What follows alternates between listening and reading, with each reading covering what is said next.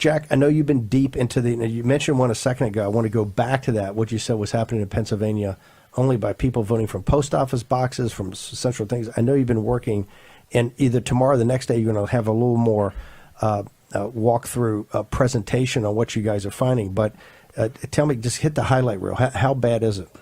Oh, it's awful. And we find 29,000 P.O. boxes in Pennsylvania where people were receiving ballots. If you take the top portion of those, they got over 30,000 ballots. So multiples of these P.O. boxes would get, say, 150, 200 ballots to the P.O. box. In Pennsylvania, you're not even allowed to vote with a P.O. box.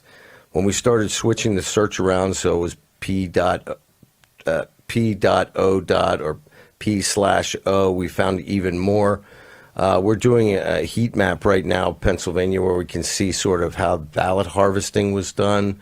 We have great data from Pennsylvania concerning the ballots. Hold on, we're gonna have a heat. I love that. Oh yeah, heat listen, map. I'm telling you what, these guys for the war are room. global rock stars. They created an entire geostatic map of the United States with every single address and the ability to match every single voter roll, every single election result, every mailed ballot to those so you can see exact addresses. You can see where all the post office boxes and Trader Joe's showed up. Right, and you're going to be able proper to citizens didn't have action see address. certain things where you'll look at a neighborhood and people are getting ballots, and it's a little bit each day, just like normal behavior, and then you'll go to one neighborhood and thousands of people will have received the ballot on the same day and voted it all on the same day.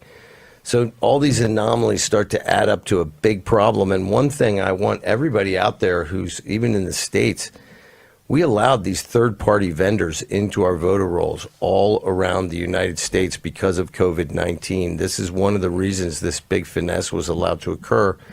And my guys comparing some two different voter rolls from Pennsylvania, one that was published right before the election and one just after, it looks to them that there may be some people going in there and trying to clean these things up. So if it were up to me right now, I'd get the Secretary of States of every state in America to make sure that the only people who have access to those rolls from this moment forward are the county clerks and others responsible. I've got a question. We got it because of the sensitivity of it and the timing and the urgency of this. Because everybody's saying what's got to be done in the future. But like for right now, and Greg, jump in here. How could the Secretary of State of the Commonwealth of Pennsylvania certified this vote and done it so quickly when you have things like this, and you're going to be able to show many more than this of the 29,000 that voted from post office boxes, which is illegal, right? That you can't do. They have to have an address, not a post office box. You've got 7 or 8 examples like this of those kind of groupings which have critical mass.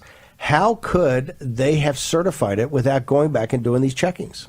Well, because, Steve, it's what we spoke of to begin with. They've never really certified any of the elections. It's always been a sort of muddied process that they hope everybody just agrees to. The Republicans will roll over just as we've done so many times, all the way back to Nixon.